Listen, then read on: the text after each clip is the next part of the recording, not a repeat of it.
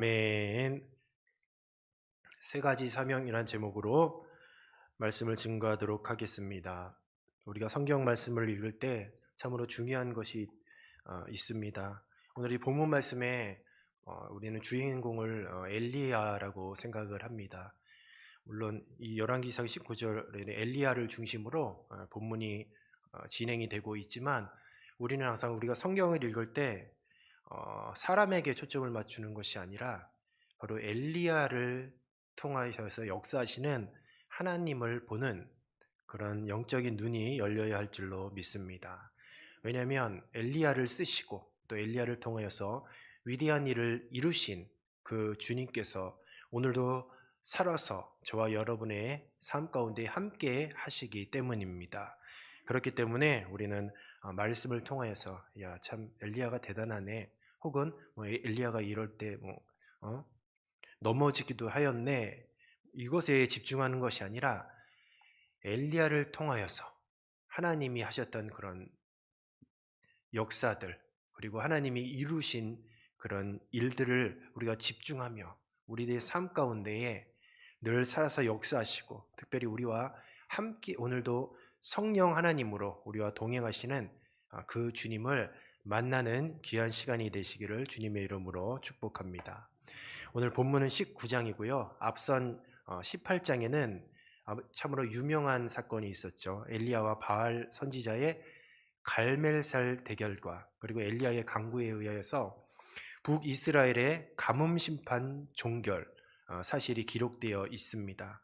18장만 이렇게 보면 다 모든 것이 이제 해피 엔딩으로 끝나면 좋은데 19장에 가보니까 18장에 완벽한 그런 승리와는 대조적으로 굉장히 엘리야의 무기력한 모습이 보여지게 됩니다.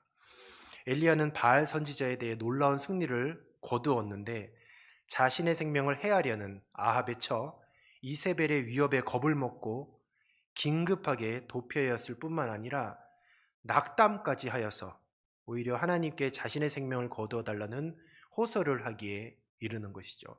18장의 엘리야는 온데간데 없고 낙담하는 자, 실패한 자, 패배자의 모습으로 19장의 엘리야가 묘사되고 있습니다. 3절과 4절에 목숨의 위협을 느낀 엘리야가 피신하여 하나님께 절규하는 그런 내용이 기록되어 있습니다.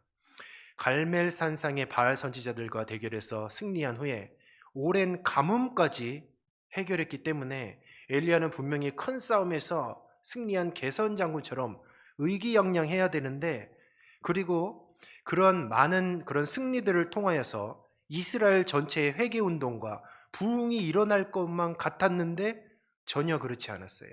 현실은 똑같았습니다.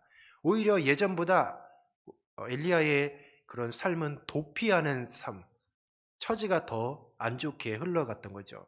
모든 기대는 물거품처럼 사라지고 오히려 자신의 생명이 위협을 받는 암담한 상황까지 처하게 됩니다. 때문에 엘리야는 즉시 자리를 피하였고 도피처로 도망가 하나님께 절망에 찬 간구를 구하게 됩니다. 어디로 갔느냐? 처음에 이제 부엘세바로 갔다고 했어요. 부엘세바는 이스라엘의 남방 경계에 위치한 곳이고 엘리야가 사역했던 곳은 북이스라엘입니다. 북쪽에 있다가 가장 최남단까지 도망을 갔던 곳이죠. 그러니까 아합과 이세벨의 영향력이 미치지 않는 최남단까지 확실하게 도망을 간 거죠. 4절에 엘리야는 넉넉하오니 지금 내 생명을 거두옵소서라고 그렇게 간절히 기도했습니다. 여기서 넉넉하오니라는 이 단어를 한번 살펴볼 필요가 있어요. 내 생명을 거두어 달라는데 넉넉하오니 내 생명을 거두어 달라고 해요. 이 넉넉하다라는 것의 기본 의미는 충분하다라는 겁니다. 충분하다. 엘리야 스스로 자신의 사역을 이렇게 뒤돌아보니까 지금까지 자신이 했던 그런 사역을 이제는 충분히 감당하였고 이제는 더 이상 감당할 수 없으니 이제는 자기가 더 이상 살 이유가 없는 것이에요. 그리고 뭐 엘리야가 여지껏 했던 많은 사역들이 절대로 작은 일들은 아니었습니다. 자기가 할 수 있는 최선을 다해서 했다라고 했던 것이죠. 그래 엘리야 스스로 생각했습니다. 여기까지가 내 역할이구나. 여기까지가 끝이구나. 라고 그렇게 스스로 이제 생각을 하신 거죠. 그러니까 자신의 생명을 이제 거두어 가려는 것이죠. 자기 사명이 끝났으니 생명을 거두어 가려는 것이죠. 자신의 한계에 깊이, 자신의 한계를 깊이 있게 인식하고, 그리고 앞으로의 사역의 날들을 생각해 봤는데 자신도 없었어요. 자신도 없고 하니까 넉넉하오니 지금 내 생명을 거두어 가옵소서. 그동안 내가 했던 사역으로 충분하다라는 겁니다. 나는 내 열조보다 낫지 못하니이다. 수많은 믿음의 선진들도 모두 죽은 것처럼 이제 자신도 죽음의 시점을 준비해야 한다라고 그렇게 느꼈던 것이죠. 우리 사랑하는 성도 여러분, 인생의 날수를 우리가 정할 수 있습니까? 정할 수 없죠. 내가 뭐 내일 죽어야지, 에이 힘들다, 못 살겠다, 내일 죽어야지라고 우리가 죽어지나요? 아니죠. 죽을 것 같고 정말 내일이 안 왔으면 좋겠는데 내일이 와요. 그렇죠. 왜냐? 인생의 날수는 우리가 정하는 것이 아니기 때문이에요. 하나님이 정하시는 것이죠. 마찬가지입니다. 사명의 날도 마찬가지예요. 주님 나에게 귀한 사명을 다 맡겨주셨어요. 그런데 우리는 가끔 사명의 날수를 정할 때가 있습니다. 주님 여기까지입니다. 내려놓겠습니다. 그러나 그런 말을 원래 하면 안 되는 거예요. 인생의 날수를 주님께서 정하셨듯이 사명의 날수도 주님이 정하시는 거죠. 여기까지다. 주님이 말씀하실 때 그만둬야 되는 거죠. 그래서 우리가 뭐 나이가 차면 공식적으로 뭐 은퇴라는 이제 앞에 수식어가 붙잖아요. 그러나 그것은 그냥 사람이 정한 것, 그리고 법이 정한 것이지 은퇴는 없는 줄로 믿습니다. 주님이 끝났다 할 때 끝나는 거예요.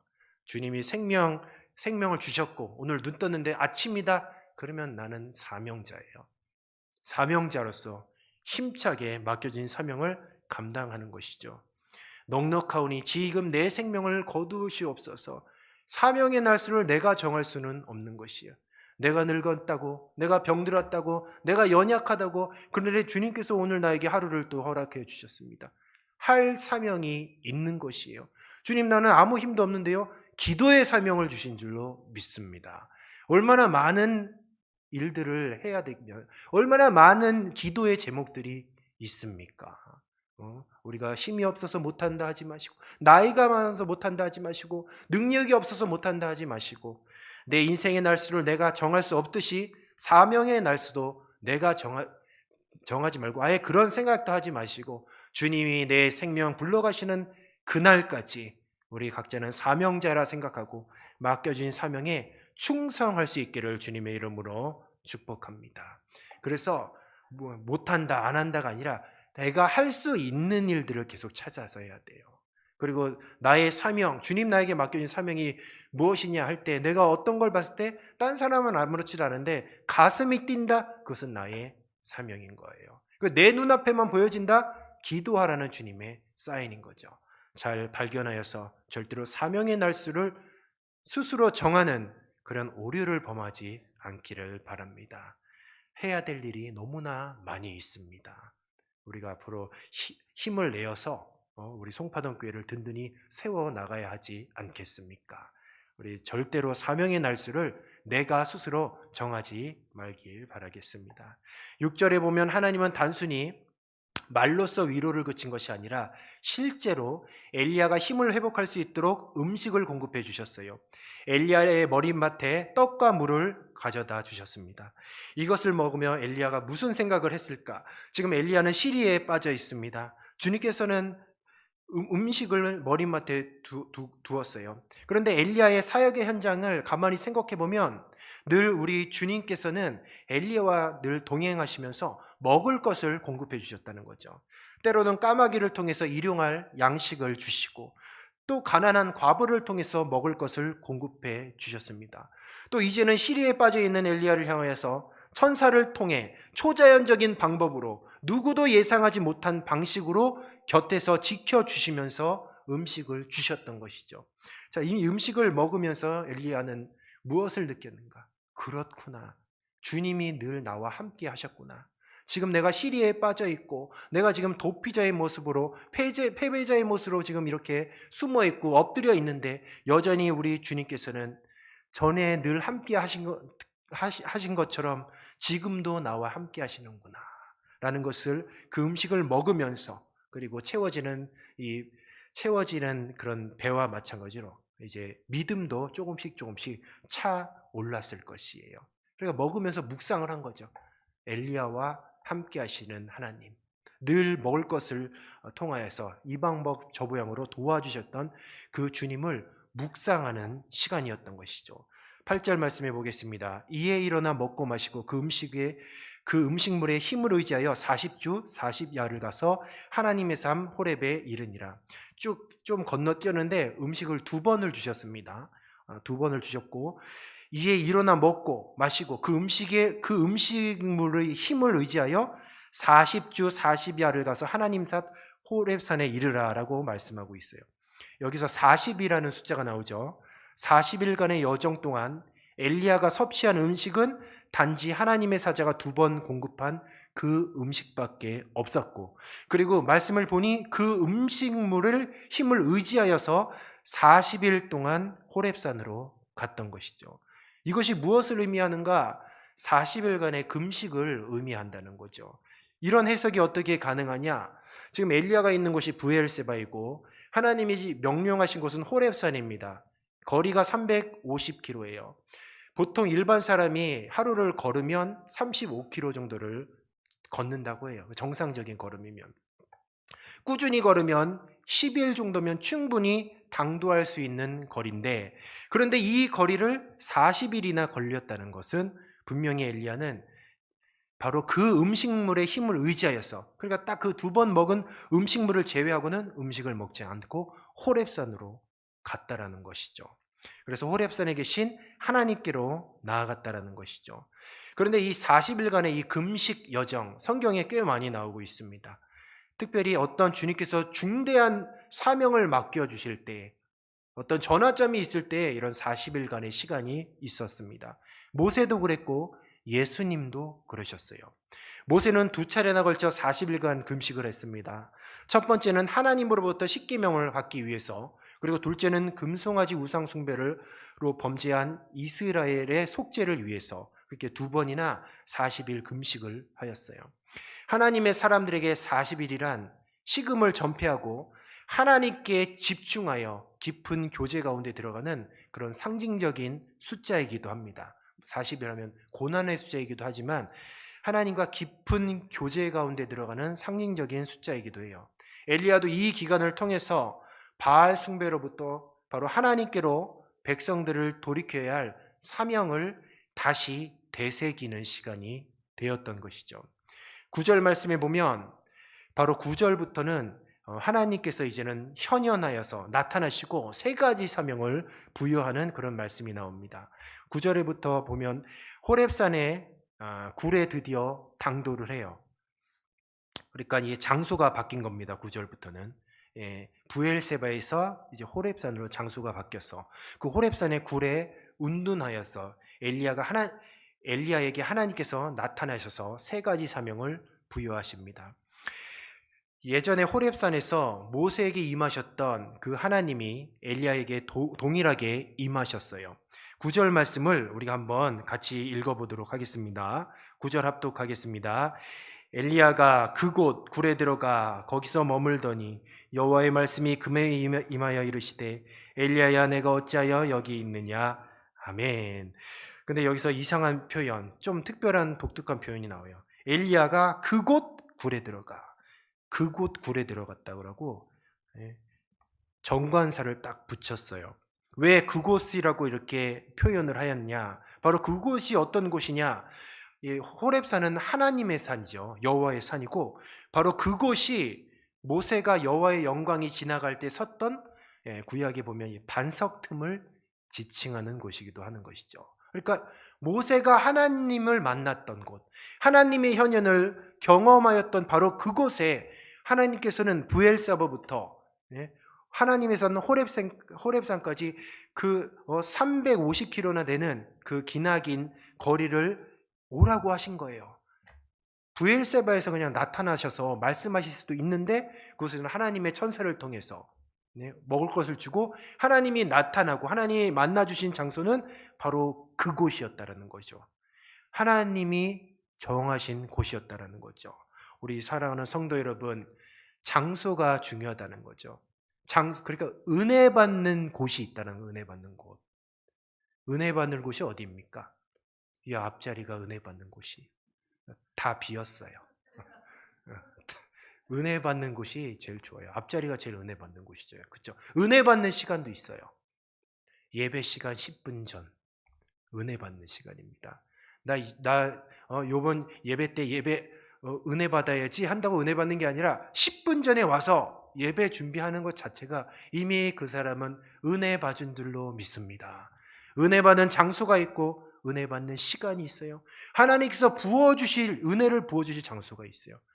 그래서 하나님의 이 교회가 중요한 것입니다. 요즘 비대면 교회라고 해서 모이지 않고 이렇게 예배 드리는 것도 좋죠.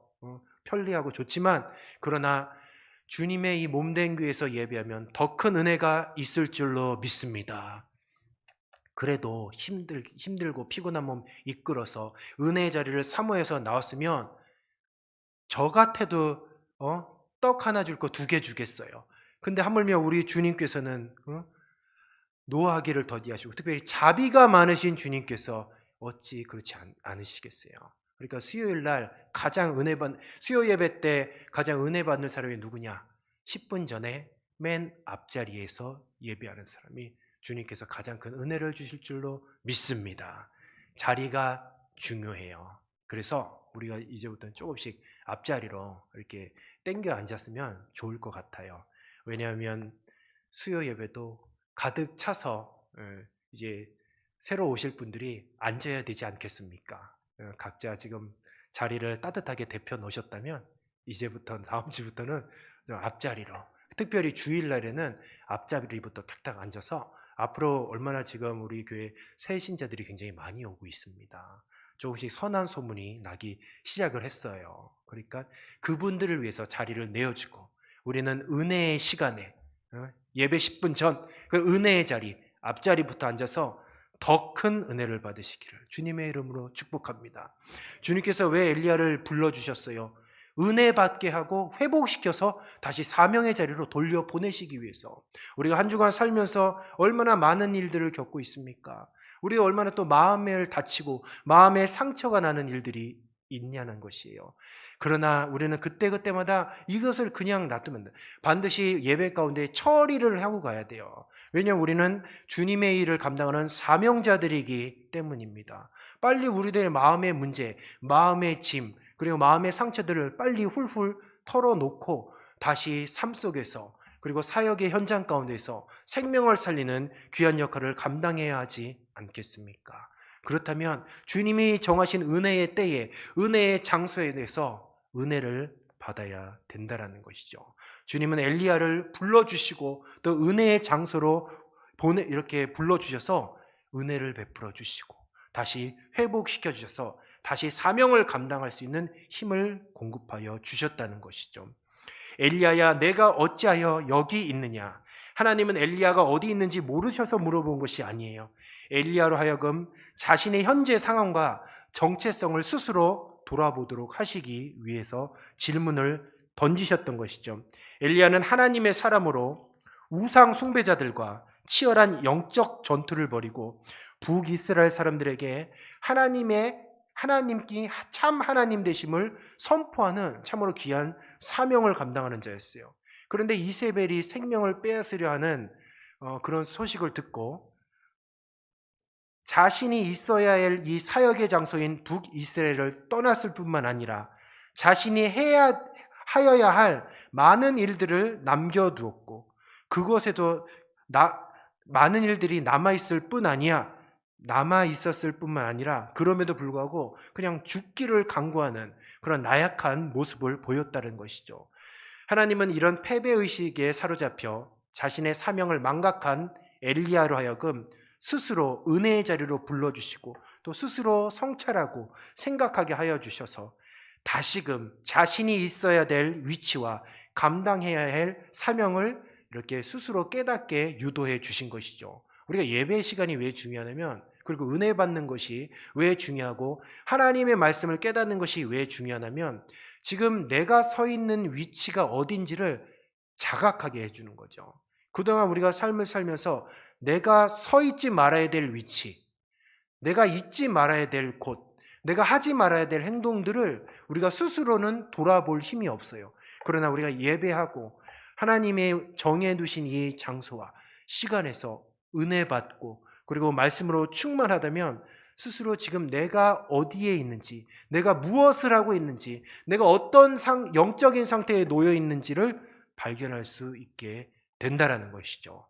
오늘 이 수요 예배를 통해서 주님이 베풀어 주신 은혜를 통해서 나의 영적 상태를 발견하시는 저와 여러분이 되시기를 주님의 이름으로 축복합니다. 10절과 14절에 보면 내가 만군의 하나님 여호와께 열심히 유별하오니 라고 그렇게 말씀하고 있어요. 우리가 조금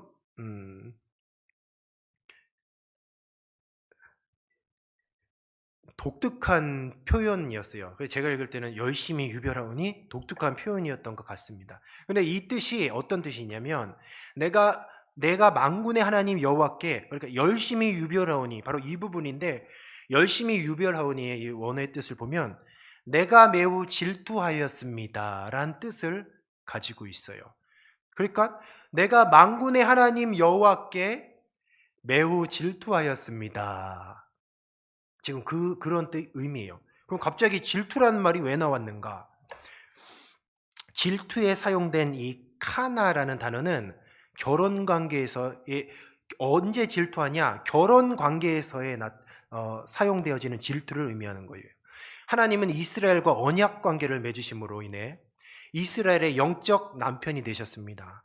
그래서 하나님은 이스라엘에 대하여서 질투하시는 하나님이셔요. 하나님의 영적 신부인 이스라엘이 우상 숭배는 바로 영적인 간음이고 죽어 마땅한 죄였다는 것이고, 그런 우상 숭배하는 이스라엘을 향해서 여호와 하나님께서는 질투하고 계셨던 거죠. 이스라엘이 가나안 입성을 앞두고 시딤에서 바알볼에게 빠졌을 때에, 민수기 25장의 사건입니다. 가나안 입성을 앞두고 시딤에서 바알볼에게 빠졌을 때 비느하스가 우상 숭배를 자행하는 한 남자와 그리고 이방 여자를 죽였어요.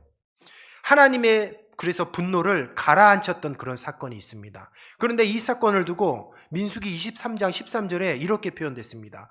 그 하나님을 위하여 질투하여 그러한 일을 했더라고 기록하고 있어요. 그러니까 비느하스가 그 하나님을 위하여 질투를 대신했다라는 거예요. 우상 숭배에 빠져서 지금 질투하고 계신 그 하나님께 비느하스가 우상 숭배에 빠진 이스라엘 한 남자와 이방 여자를 죽임으로 하나님의 분노를 가라앉혔던 것이죠. 간음에 빠진, 영적 간음에 빠진 북이스라엘을 향하여 하나님의 이 정당한 질투를 대신해서 비느하스가 표출했던 것이에요. 엘리야가 갈멜산에서 바알 선지자들과 대결해서 승리한 후에 그들을 기손 시내에서 처참하게 죽였습니다.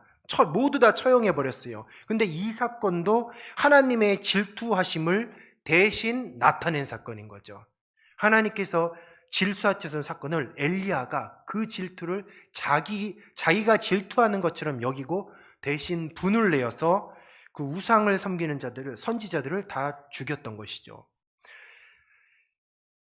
사명은 그래서 하나님의 마음으로 감당해야 되는 것이에요. 우리가 신앙생활이 도대체 무엇입니까? 신앙생활을 어떻게 해야 됩니까?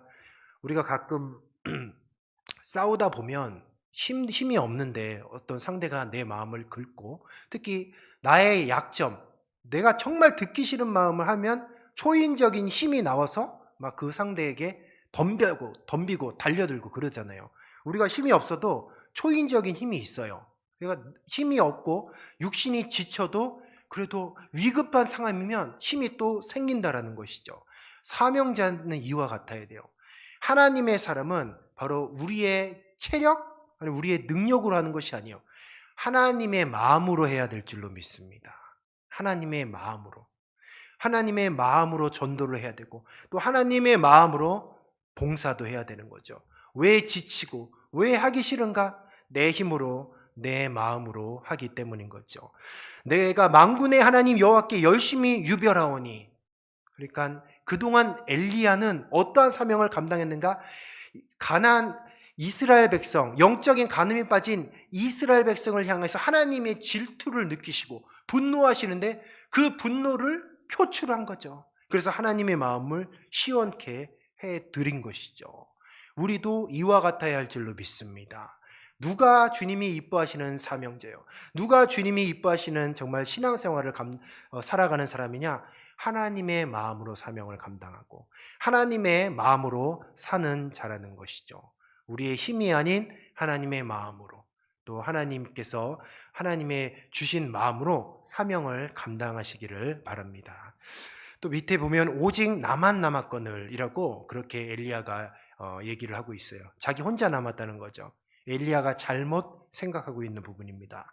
비록 아합과 이세벨이 박해로 대항하여서 엘리야와 함께 싸우지 못했지만 아직 쭉 읽어보면 오바댜가 숨겨놓은 100명의 선지 생도들이 있어요.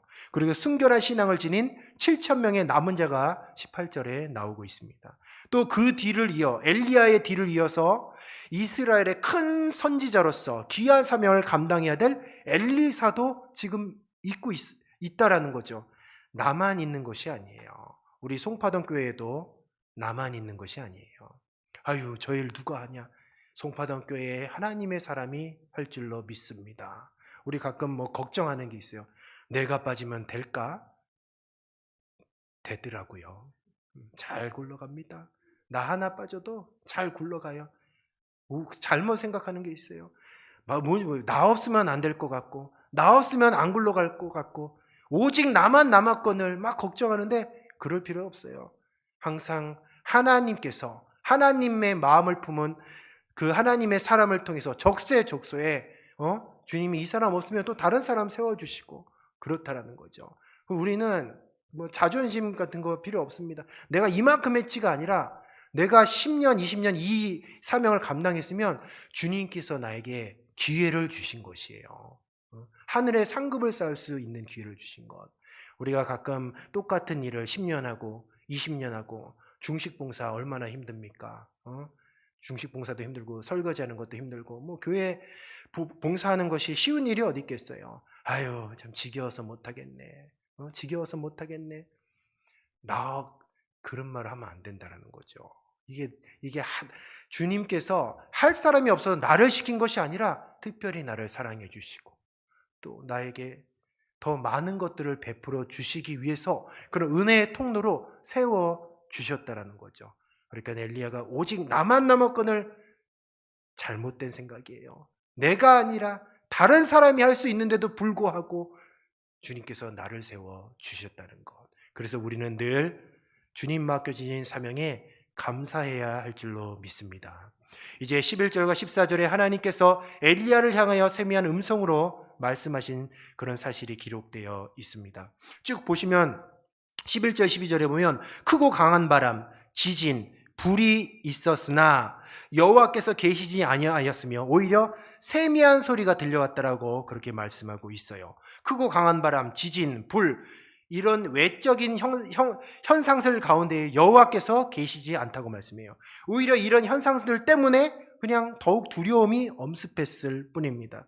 엘리야는 지금까지 무수히 많은 그런 이적을 통해서 하나님의 능력을 나타냈어요. 하지만 자신의 그런 신앙이 무너진 지금 그 어떠한 외적인 현상이 엘리야를 일으키는 것이 아니었다는 거죠. 엘리야는 어마어마한 외적인 그런 이적들을 경험했던 자예요. 그런데 정작 그런 것들을 경험했음에도 불구하고 지금 신앙이 꼬꾸라져서 바닥을 기고 있다는 거죠. 자, 그렇다면 그런 무너졌던 신앙을 외적인 기적과 이적이 일으키는 것이 아니에요. 내 무너졌던 신앙은 바로 무엇이 일으키느냐? 하나님의 세밀한 음성, 말씀을 통해서 우리의 모든 영적 침체의 문제가 해결되는 줄로 믿습니다. 기적을 쫓고 이적을 쫓으면 이단에 빠질 가능성이 높아요. 요즘에 얼마나 많은 이단들로 골머리를 앓고 있습니까? 자꾸 기적을 생각하고 이적을 바라보려고 하고 외적인 현상들에 치우쳐서 그쪽으로 빠지는 거죠. 그러나 정말 이 영적인 문제들, 엘리야도 만약에 이적과 기적에 체험하는 것으로 어떤 신앙이 성장했다면 엘리야는 지금 무너지지 않았겠죠. 그러나 그도 무너졌어요. 그런데 주님께서는 그런 영적 침체와 그런 어떤 낙담하는 것을 어떻게 말씀하시냐? 세밀한 음성으로, 하나님의 말씀으로 그 문제를 해결해 주셨다라는 거죠. 작고 평안한 소리 가운데 하나님께서 임하셨다고 하는 것. 그러니까 사람을 진정으로 변화시키는 것은 이적과 같은 외형적인 현상이 아니라 바로 하나님의 말씀인 줄로 믿습니다. 그래서 우리는 하나님의 말씀에 더욱더 집중해야 되는 거예요. 날마다 큐티를 하고 주님의 말씀을 주야로 묵상하는 것, 이런 것들이 너무나도 건강한 신앙 생활이라는 것이죠. 엘리야는 많은 이적을 행했고 그런 외적인 이적들을 통해서도 북이스라엘 백성들이 지금 회개를 했느냐? 여전히 회개하지 않고 있어요. 오히려 엘리야 자신이 쫓기는 신세가 되었습니다. 이러한 외적으로 보여지는 모든 이적들은 한계가 있어요. 하나님께서는 이러한 방법을 통해서가 아니라 오직 하나님의 말씀을 통해서 하나님의 사람들을 치료하시고 회복시켜 주시고 변화시키신다라는 것을 지금 엘리야에게 깨닫게 하신 것이죠. 영적 침체에 있다라고 한다면 말씀으로 돌아가시기 바랍니다. 신앙생활이 재미없고 무기력하고 기도가 되지 않고 무엇인가 시험에 들었다면 다시 말씀으로 돌아가시기 바랍니다. 어떤 외형적인 아니면 외부적인 그런 강한 바람, 성령의 눈에 보여지는 그런 역사만을 쫓는 것이 아니라 말씀을 읽고 또 읽어서 주님이 나에게 향하시는 세밀한 음성을 들으시는 저와 여러분이 되시기를 주님의 이름으로 축복합니다. 15절부터 18절까지는 이 세밀한 음성으로 다가오셔서 세 가지 사명을 부여하시는 것이에요. 이것을 딱 종합해서 이야기한다면 세 명의 사람이 나옵니다.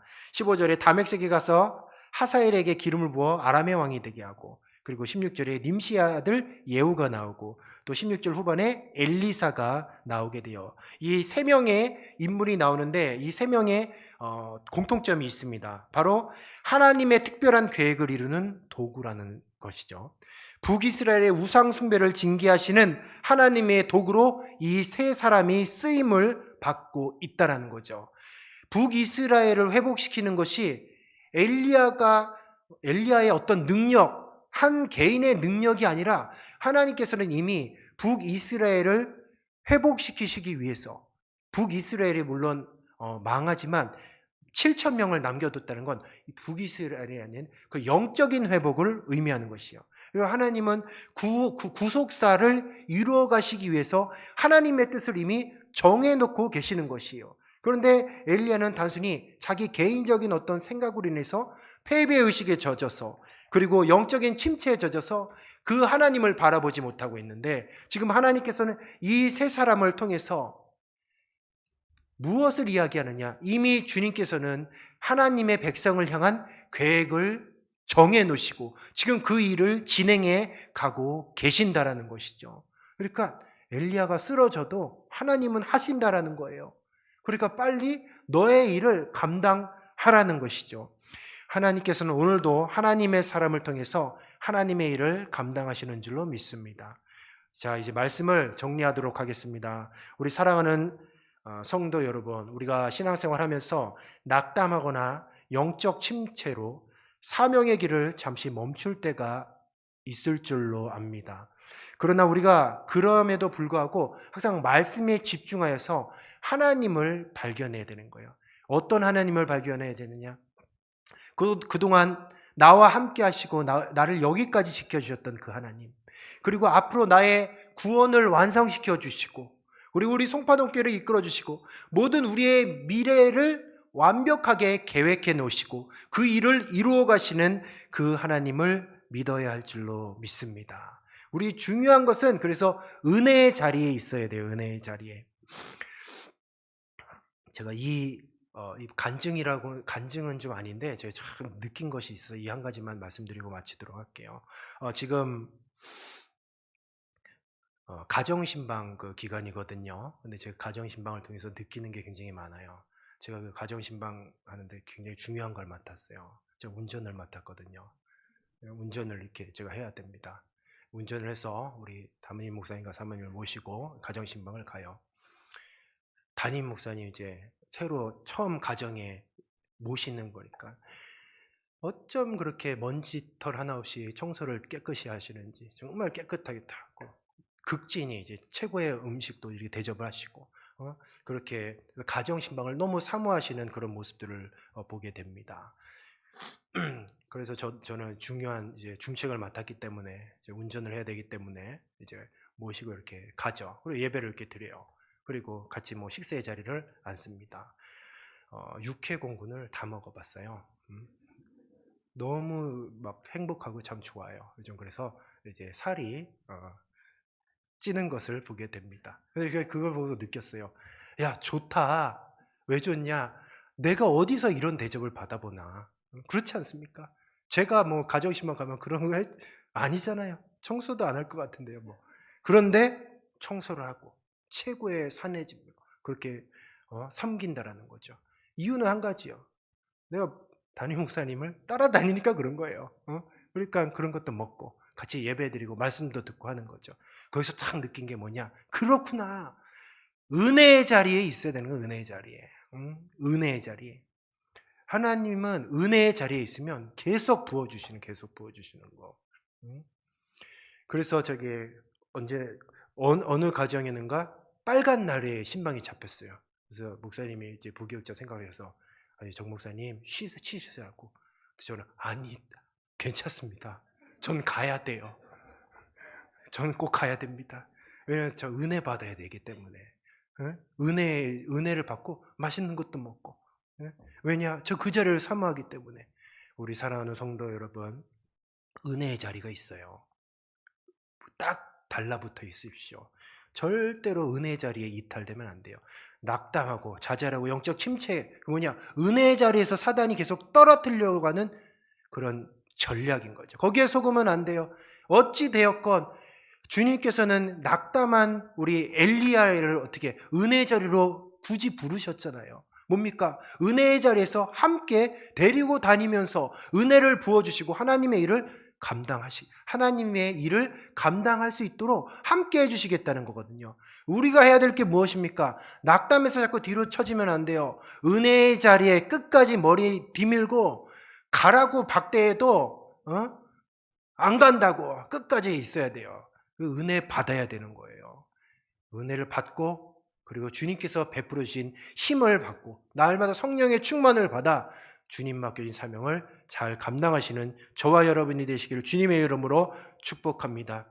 종이가 약하죠? 종이는 약하거든요. 딱 이렇게 찢으면 찢어지잖아요. 그런데 종이가 아스팔트나 아니면 벽에 딱 달라붙으면 어떻게 됩니까? 세죠? 그 종이 찢을래도 찢을 수가 없습니다. 때리면 주먹만 아파요. 우리도 이런 종이가 돼야 돼요. 주님께 딱 달라붙어 있어야 돼요. 절대로 이탈되면 안 됩니다. 은혜의 자리를 사모하십시오. 그것이 우리가 살 길입니다. 낙담되어 있거나 좌절되어 있거나 영적 침체에 있습니까? 제일 앞자리에 나와서 그냥 주님 은혜 베풀어 주시고 주님 오늘 내 은혜를 주지 않으면 나 집에 안 가겠습니다. 바지가랑이로 잡고 은혜를 사모하시기 바랍니다. 그러면 주님께서 은혜를 베풀어 주시고 말씀을 깨닫게 해주시고 회개시켜서 성령으로 충만케 해서 다시금 주님 맡겨진 사명을 잘 감당할 수 있도록 회복시켜 주실 줄로 믿습니다. 엘리야의 하나님이 나의 하나님임을 믿으십니까? 아멘이십니까? 엘리야가 어떻게 다시 이 일을 감당해서 다시 인수인 게 얼마나 중요합니까? 이 일을 어떻게 감당했는가? 다시 은혜의 자리로 돌아왔기 때문이에요. 엘리야가 다른 게 아니에요. 엘리야도 우리와 성정이 같은 사람이었어요. 그러나 엘리야는 딱 한 가지, 은혜의 자리로 빨리 돌아왔어요. 다시 신앙을 회복했습니다. 그래서 맡겨진 사명을 감당했어요. 나이가 문제가 아닙니다. 건강이 문제가 아니에요. 하나님이 하시면 하실 수가 있는 것이에요. 자, 이 시간 말씀 붙잡고 우리 합심해서 기도하였으면 좋겠습니다.